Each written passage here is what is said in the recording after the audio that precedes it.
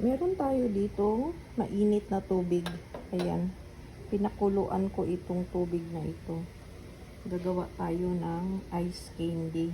Kasi sobrang init. At least meron tayong makain na pampalamig. Ayan, pinakuluan ko yung tubig. Palamigin lang natin. Lagyan ko na siya ng condensed milk. Dalawang ganito.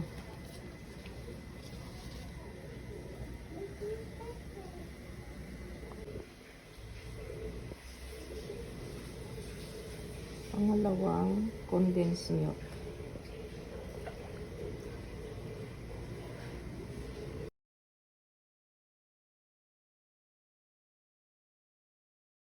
At ang ating flavor ay buko. Ayan.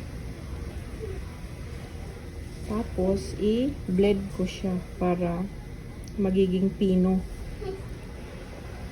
Pwede naman siyang ilagay ng ganito, pero siguro, kasi may baby, pwede nating i-blend siguro. Ito na yung buko. Binblend ko para magiging pino. Ihalo natin.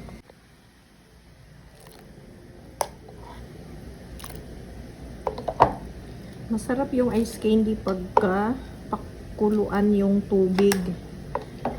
Kasi para pino yung ice nung ice candy. Hindi siya matigas.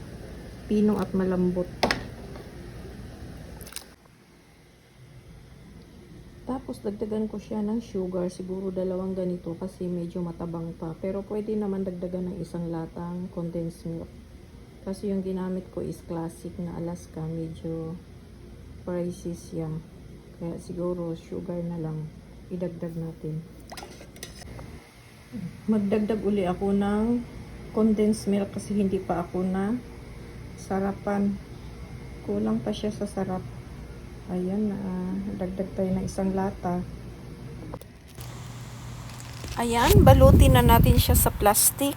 Ayan, ganito lang ang balot ng ice candy. Ayan, medyo masakit siya sa kamay.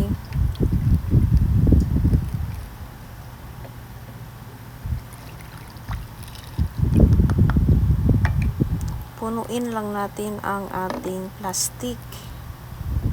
Ayan na siya.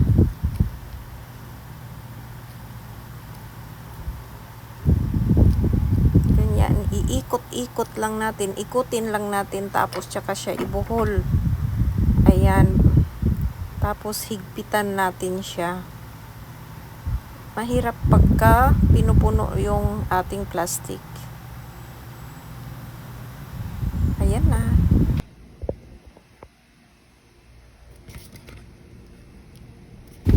Ayan na, tapos na natin pagbalot yung ating ice candy. Ayan na. Lagay natin sa langganang maliit. Tapos hugasan natin sa running water para maalis yung lagkit bago natin siya ilagay sa freezer. Ayan, para malinis din siya.